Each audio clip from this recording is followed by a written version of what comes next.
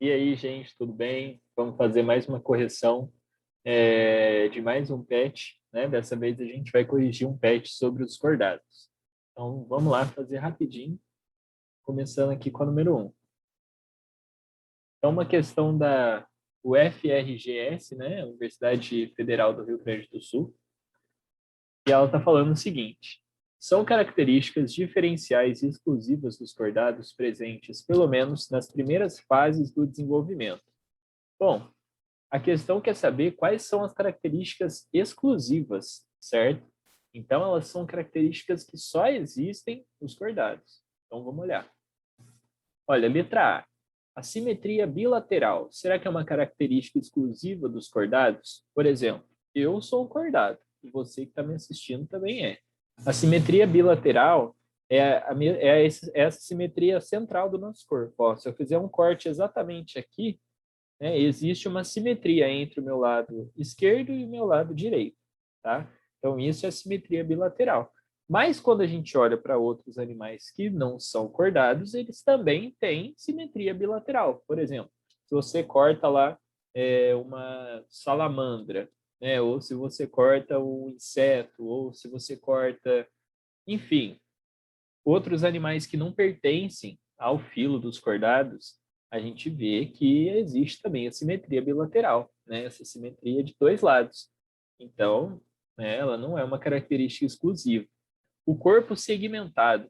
O corpo segmentado a gente viu lá nos anelídeos, na minhoca. Lembra? A minhoca tem as partezinhas dela segmentadas? Então, também não é uma característica exclusiva dos cordados. E a notocorda? Bom, a notocorda está na cara, né? Os cordados recebem esse nome por causa da notocorda, que é uma haste flexível que eles têm na região dorsal, né? Que a gente tem na região dorsal, e alguns vão perder essa notocorda ao longo do desenvolvimento, outros vão permanecer com a notocorda até o final, né, da fase adulta, e essa sim é uma característica exclusiva, mas as outras duas eliminam a possibilidade da letra A, né? Então, vamos para a próxima. Ó, corpo segmentado de novo. Então, a gente já sabe que corpo segmentado tá errado, né? Já pode descartar logo de cara, porque corpo segmentado não é exclusivo dos cordados. Um tubo nervoso dorsal. Sim, isso é uma característica legal que os cordados têm, né? Que é aquele tubo nervoso que ele vai se fechando, vai dar origem ao nosso sistema nervoso, né? Todas as complexidades do sistema nervoso e fica nessa região das costas, na região dorsal aqui da gente. Então essa sim é uma característica exclusiva. E as fendas branquiais também, as fendas branquiais são presentes lá nos peixes e tudo mais, também é uma característica que a gente poderia considerar. Mas o corpo segmentado, né? Letra C, simetria bilateral. Não vou nem ler o resto. Tá errado também, né? A gente já viu. Agora a letra D, ó, tubo nervoso dorsal, beleza. Notocorda, beleza. E fendas branquiais, beleza também. As fendas branquiais são aquelas, as brânquias, por exemplo, dos peixes, elas se originam das fendas branquiais. A gente também tem fendas branquiais, tá? No nosso desenvolvimento. É lógico que elas não recebem o nome de fendas branquiais, mas também são arcos, né? Arcos faríngeos que a gente fala, que é da mesma origem das fendas branquiais, só que elas vão formar o nosso rosto, né? Quando a gente está lá no útero da nossa mamãe, né? Então a letra D, corretíssima, né? E a letra E, como a letra D está correta, a letra E só pode estar errada, porque já começou mal, simetria bilateral, pelo amor de Deus, né? Vamos para dois então, ó. Os peixes vivem em ambientes aquáticos e para sobreviver nesse ambiente contam com uma variada quantidade de adaptações. Uma dessas adaptações é a bexiga natatória, que possui como função. Então, para quem não sabe, dentro dos peixes existe uma estrutura que o nome dela é bexiga natatória. Essa bexiga é como se fosse uma bexiga mesmo, ela enche de ar, fica cheia, e isso vai auxiliar no quê? Para que ela serve? A gente vai descobrir agora. Letra A. Será que ela serve para impulsionar o corpo do animal pela água? Ou seja, para dar força para ele nadar, para impulsionar ele para nadar mais rápido? Não, não serve para isso. Ela vai encher e vai esvaziar de ar, mas essa não é a função dela, tá? Não tem nada a ver com isso. Letra B. Será que é proteger o peixe contra a contaminação por patógenos? Pô, nada a ver também, né, cara? Que proteger o peixe, uma bexiga natatória, uma bexiga que enche de ar, como é que isso vai proteger contra patógeno, meu Deus? Não tem cabimento essa afirmação, né? Número não, né? Letra C. Garantir a fecundação interna de algumas espécies? Cara, nada a ver, né? Não, também, fecundação interna não tem relação com essa estrutura, né? Não é a função que essa estrutura exerce na fisiologia do animal. E a letra D, controlar a profundidade do peixe na água. É isso aí.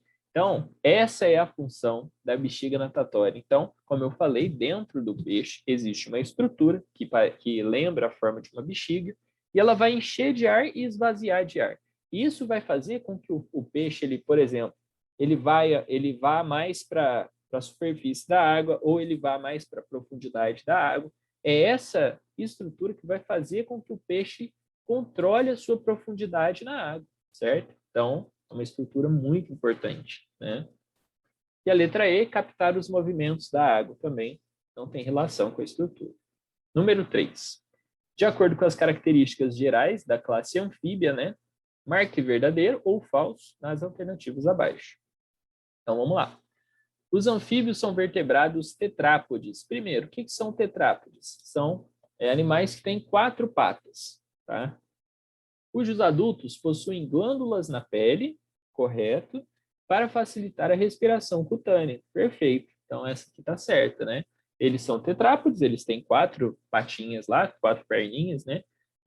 Os adultos, eles realmente têm glândulas na pele, na região dorsal da pele, tanto que aqui tem o famoso sapo que solta aqueles jatos de uma substância pegajosa que parece um leite, né?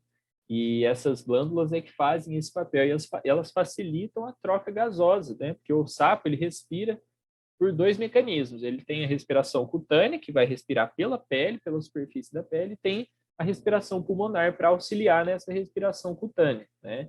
Então são essas 2 formas que ele respira, tá? Então tá certinho a questão. Letra B, os anfíbios são animais dioicos. O que são dioicos? São animais que têm indivíduos machos e indivíduos fêmeas. Tá certo. Ovíparos são animais que colocam ovos. Também tá certo. Com fecundação externa, beleza. E tá indo super bem, hein? Em desenvolvimento direto, aí já pecou. Por quê? Vamos lá, primeiro, o que são dioicos? Expliquei para vocês. Ovíparos, expliquei para vocês. Fecundação externa é quando eles jogam os gametas na água e aí os gametas se encontram e formam um zigoto, né? Que vai formar um embrião depois.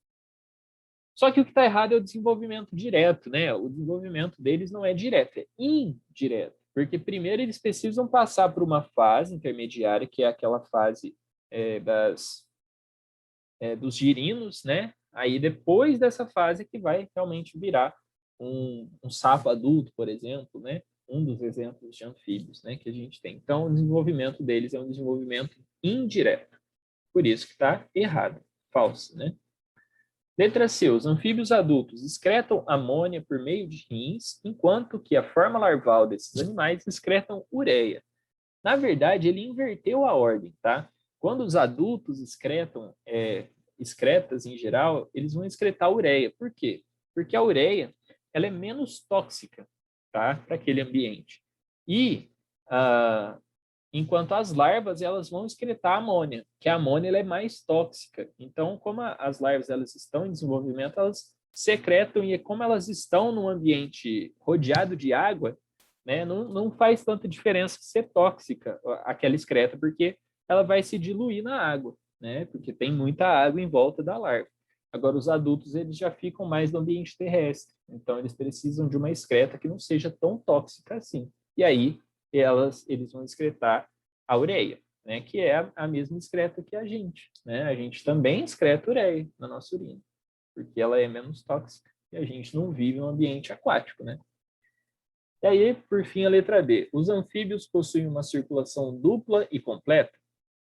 Gente, primeiro, vamos entender o que é uma circulação dupla? Então, o que é uma circulação dupla? Uma circulação dupla é quando o sangue passa 2 vezes pelo coração, tá? Então, no caso, por exemplo, o sangue, ele vai entrar no coração como um sangue cheio de gás carbônico. No nosso caso, por exemplo, é a circulação dupla. O sangue chega no nosso coração cheio de gás carbônico. das excretas do nosso corpo que ele irrigou. Aí ele vai para os pulmões. Lá nos pulmões ele vai ser oxigenado e aí ele volta para o coração e depois vai para o corpo.